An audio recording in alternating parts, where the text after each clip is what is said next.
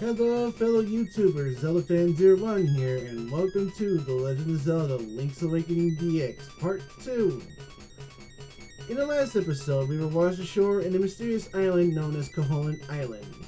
We went to the beach to go pick up Link's sword, which he lost along the way. And now, in this episode, we are going to take on the Tail Cave Dungeon. This is going to be the first dungeon that we're going to be tackling right now in this episode. Okay, first things first. We're going to start taking the room to the left, and you're going to take out these enemies here, push them over the edge to get the key. Collect it and head to the next room. Make sure to watch out for the fireballs that are coming at you, and take out the slimes. This will give you the compass.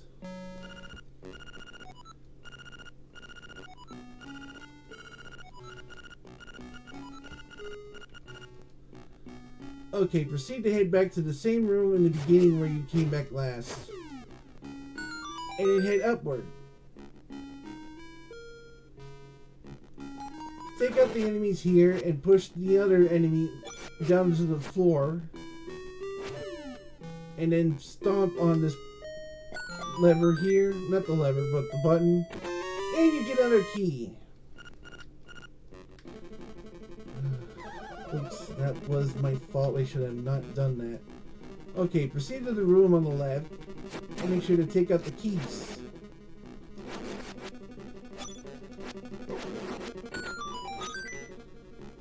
Head upward.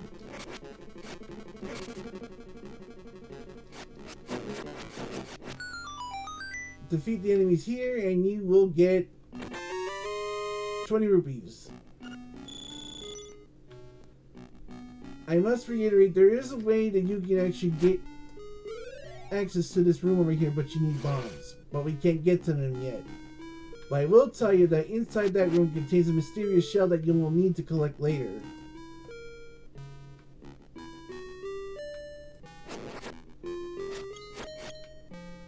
There's nothing we can do here yet.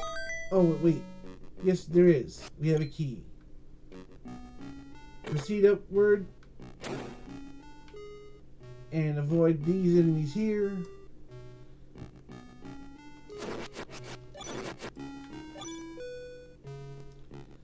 Okay, what you're going to do is push this towards the right. Oops, I'm getting hit again. Well, alright.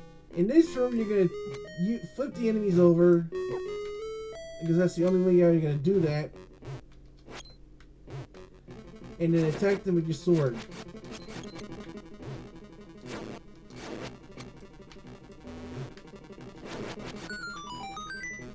Okay, proceed to head down the stairs here. And avoid touching the Goombas. But do destroy them, they give you hearts and rupees. Proceed up the ladder here.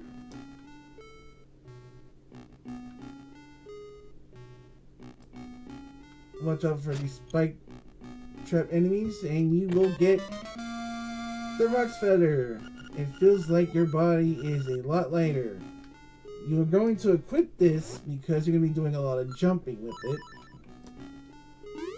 This helps, you know, avoid enemies and stuff like that, get items from the air, which is pretty handy.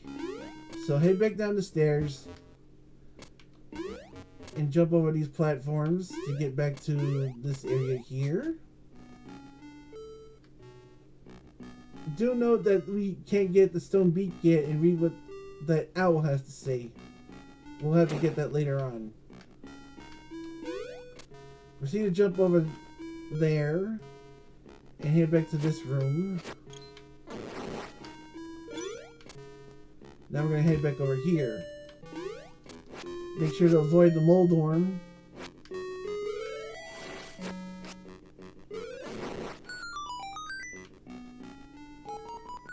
There's a chest over here that you can get too, but make sure to avoid the enemy around it.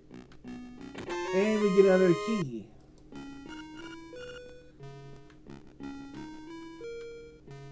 Alright. Now we're going to head over here. Make sure to avoid this enemy here. Use the feather to jump over this crevice here, but we don't have a... Oh, we do have a key. Okay, so keep proceeding around to get the boss key. Then I need the Nightmare's key. We're going to need this later. There's nothing over here. And continue to head back to the same place where you've been.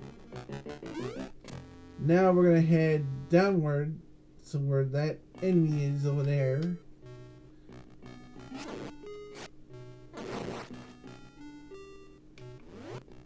And we have another key. That's what we need. Oh.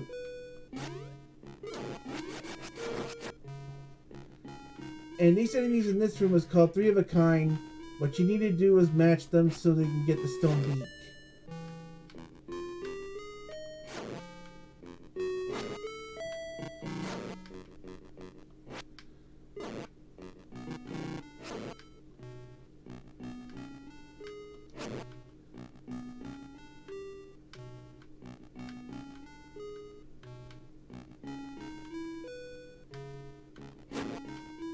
Okay, that worked. Took me a while. And now we get the stone beak. You're gonna need this to read the descriptions on the owl statue.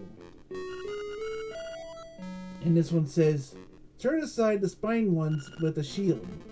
So basically we already knew that you had to take out your shield to flip those spiked enemies over and attack them with your sword.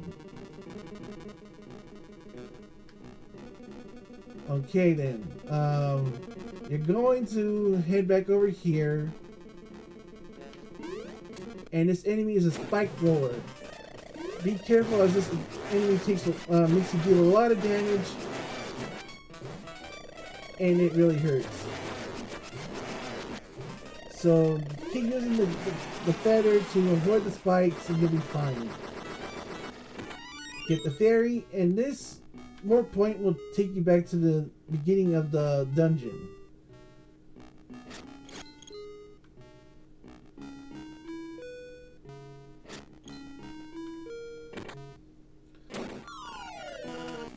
Okay, this enemy is a bigger Moldorm, a bigger version of a Moldorm. Your main priority for this boss is to make sure that it doesn't hit you and make you fall down into the abyss below. Otherwise, you would have to start all over again and fight the boss. There are several ways you can defeat this. Like you can actually attack it normally with your sword, or you can do charge attacks, which will probably make it more aggressive and it'll attack you faster. Make sure to attack its tail.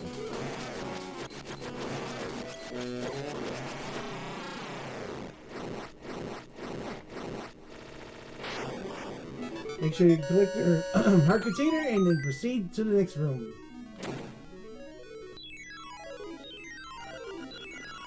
Now we got the full moon cello, the first instrument we need to wake up the windfish.